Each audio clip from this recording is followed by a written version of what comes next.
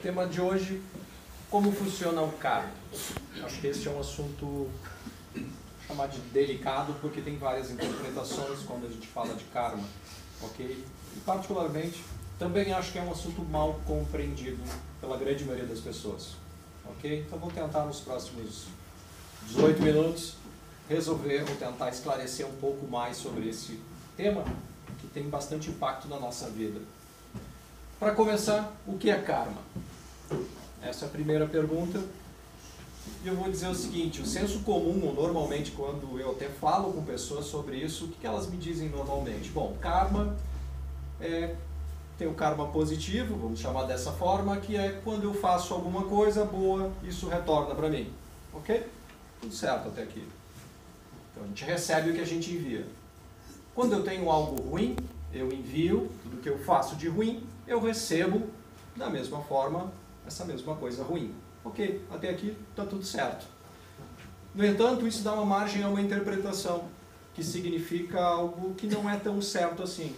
Por exemplo, numa vida, se eu matar alguém envenenado, normalmente a gente pode cair nessa falácia de dizer o seguinte: numa próxima vida eu vou morrer envenenado.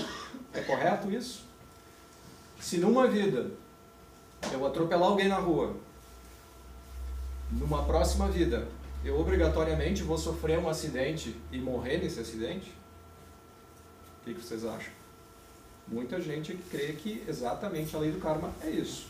Ok? Que tudo aquilo que eu faço, eu vou receber em troca. Perfeito? Mas se fosse dessa forma, né? Se é isso mesmo, nós estaríamos simplesmente vivendo o quê? A lei do talhão ainda. Ou seja, olho por olho, dente por dente. Uma lei que foi criada por Moisés, lá 3.000 e tantos anos atrás, para tentar conter 50 mil pessoas vagando pelo deserto. Ou seja, foi uma forma que naquele momento foi bastante útil. Mas nós já estamos em 2018, né? Então faz um bom tempo que nós já passamos dessa época, vivemos numa sociedade e a gente já tem condições de entender um pouco melhor quais os impactos da lei do karma, propriamente dito. Mas o que é karma então? Vamos tentar definir aqui um pouquinho diferente isso. Bom, a gente pode dizer que karma é a lei que mantém a harmonia no cosmos, no universo. Basicamente, podemos dizer que ela é o quê? A força que mantém o equilíbrio, a força do equilíbrio. E exatamente por ela ser a força do equilíbrio, sempre quando, principalmente nós, os espíritos que somos nós cometemos alguma ação que gera algum desequilíbrio, é o universo que faz o que existe, essa lei chamada de reação, que faz com que as coisas voltem ao equilíbrio. Então a lei do karma, também conhecida como lei de ação e lei de reação. Também conhecida como causa e consequência, tanto faz. Ok? Eu vou chamar de lei de ação e de reação e não vou falar aqui também, porque existe no nosso mundo físico a lei de Newton, né, de ação e reação. Mas aqui eu não vou falar sobre ela, apesar de ter algumas particularidades, algumas coisas que são bastante similares. Mas aqui nós vamos falar desse princípio universal de ação e reação. Um exemplo muito simples deste fenômeno aqui em prática. Vamos imaginar a nossa personagem, um dia ela acorda com muita fome e ela faz o quê? Ela se atraca nos doces. E ela come bastante, ao ponto de passar mal. Então, ela literalmente está mal do estômago, vamos colocar dessa forma. Podemos dizer que a ação de exagero dela provocou uma reação, que é a indigestão. Ou seja, ação e reação. Ela estava bem, ela estava harmonizada, ela estava equilibrada. A partir do momento que ela toma uma ação, que é exagerar em alimentos, ela provoca uma reação, que é a indigestão. O próprio organismo dela já faz isso. Quando nós estamos doentes, o processo é muito similar. Em virtude de uma deficiência, de uma ação nossa que provoca uma deficiência, o nosso corpo é obrigado a tentar voltar a essa harmonia que estava anteriormente. É ação e reação no nosso dia, de forma bastante prática. Então, resumindo, sempre que eu gerar uma desarmonia, um desequilíbrio, eu estou cometendo uma ação, ou seja, eu estou fazendo uma ação.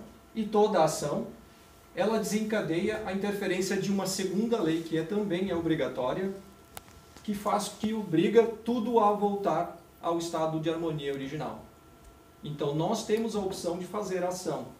mas o universo automaticamente obriga que tenha uma reação para isso voltar à harmonia, ao equilíbrio. A ação é uma escolha que nós temos ou não de fazer. A reação, ela é obrigatória. Então existe uma frase que normalmente se fala sobre o plantio é livre, a colheita é obrigatória. Tenta transmitir exatamente a lei de ação e reação. Porque o plantio, eu escolho o que eu vou plantar, as ações que eu vou fazer. Agora, se eu fiz coisas negativas, obrigatoriamente qual é a reação? Não vai ser positiva. Concordam com isso? Faz sentido para vocês? Isso é a reação, ok? E este reajuste que nós precisamos fazer, sempre quando nós temos uma ação, por exemplo, negativa, e que gera uma reação, essa reação sempre ela é proporcional, ela é da ordem de grandeza da própria perturbação, ou seja, uma ação pequena vai ter um reajuste pequeno, uma ação grande vai ter um reajuste grande, e assim por diante. E esse reajuste que nós somos obrigados a fazer em relação à reação, ele pode ocorrer em 3 níveis. O mais conhecido é o conosco, né? O interior, ou seja, quando eu cometo uma ação que praticamente, ou quando eu cometo uma ação contra mim mesmo. Por exemplo, uma tentativa de suicídio. É quando eu faço algo nesse sentido, então eu vou ter que reajustar isso. Um autoflagelo simples que seja, um não se perdoar, tem a ver com este nível aqui. Existe o segundo nível, que é o coletivo. Quando eu leso pessoas, várias pessoas, ao mesmo tempo, a partir do momento que eu participo de um grupo que lesa outras pessoas. Então são os 2 viés. Eu lesando outras pessoas, várias pessoas, eu participando deste grupo coletivo que está lesando alguém. E nós temos o que? O terceiro reajuste aqui, o terceiro nível, que é de espaço, que nós raramente nos damos conta disso. Além de o reajuste ser interior, coletivo, nós também somos responsáveis pelo espaço, pelo ambiente que nós vivemos.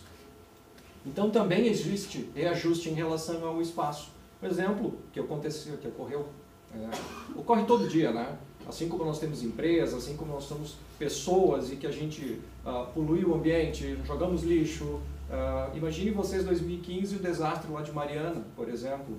Quantos animais, né, sucumbiram ali, quantos tipos de plantas e assim por diante. Imaginem vocês, entre aspas, agora falando, o karma que isso gerou para esses responsáveis. Mas falando de Mariana, que é um negócio que ficou mundialmente conhecido, mas nós no dia a dia fazemos isso. A gente não joga lixo fora, a gente não está nem preocupado com reciclar as coisas e assim por diante, falando em coisas materiais. Então, espaço tem a ver com isso. E vou no exemplo mais pequeno ainda, que é muitas vezes nós olhamos uma formiga e a gente pisa nela intencionalmente. A gente esquece muitas vezes que essa formiga é nosso irmãozinho em evolução, irmãozinho bem mais jovem. Mas a gente não está nem nesse ponto ainda, muitas vezes, de imaginar isso. Claro que eu fui longe agora, mas só para vocês enxergarem que esse reajuste, né, é no nível interior, coletivo e no espaço, e que muitas vezes tem muito mais coisas do que nós imaginamos. Ok? Aí vem a pergunta, quando eu provoco uma desarmonia? O que é uma desarmonia, um desequilíbrio? Muito bem. Basicamente é quando nós desviamos das leis morais. Jesus já veio muito tempo para cá e vários outros avatares já vieram colocando para nós, nos ensinando algumas dessas leis, sintetizando essas leis.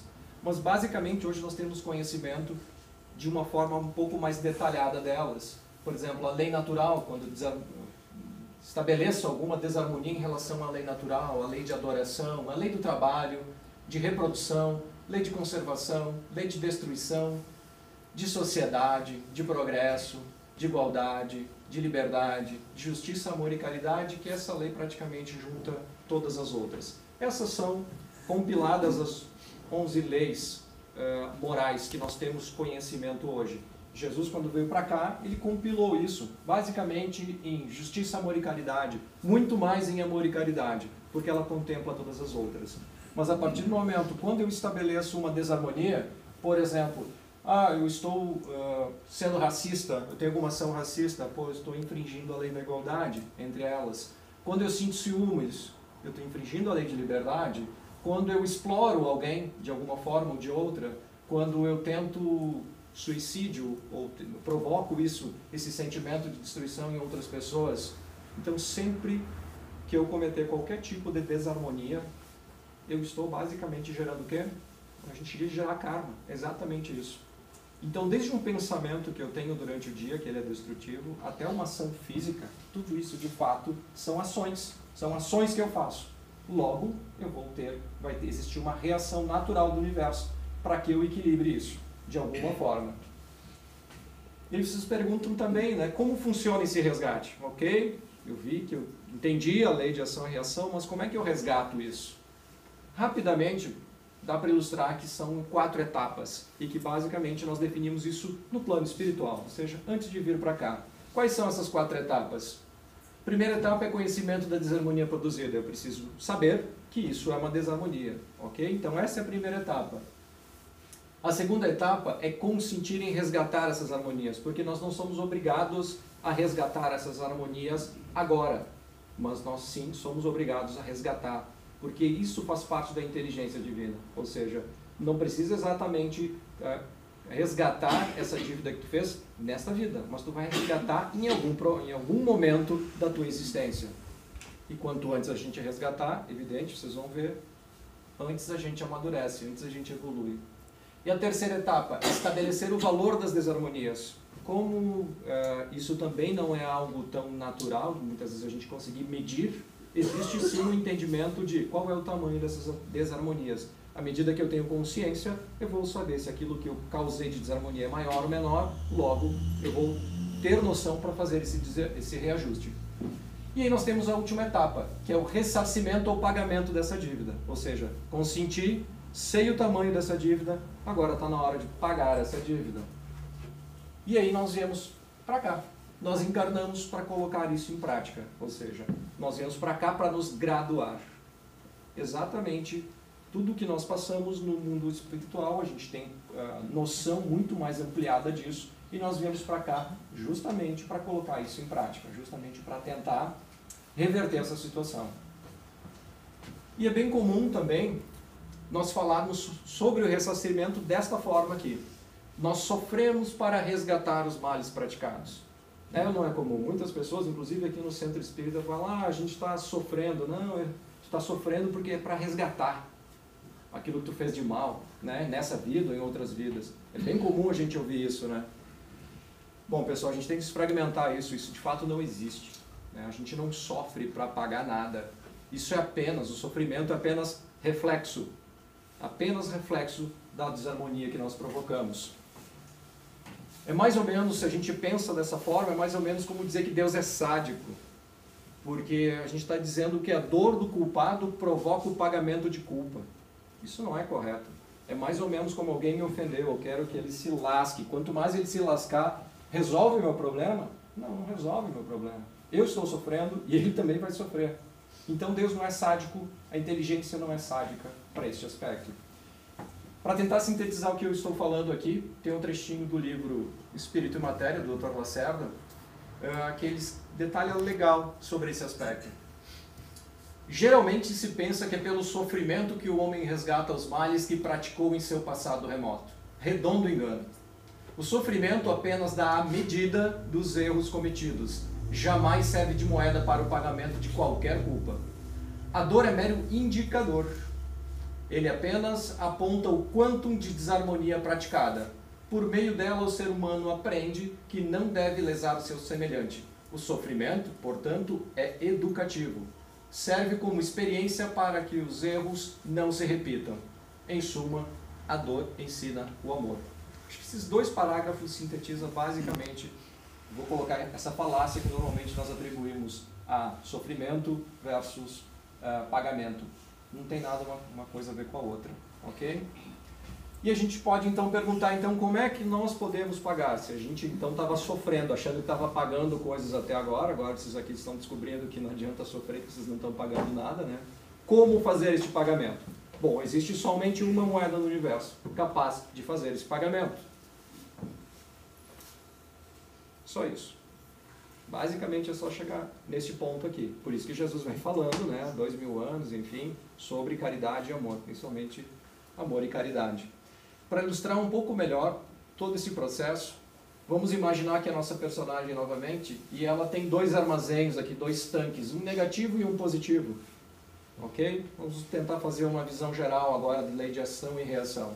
Quando ela sente ciúme, ela pratica algo nesse aspecto, o que acontece aqui no tanque dela?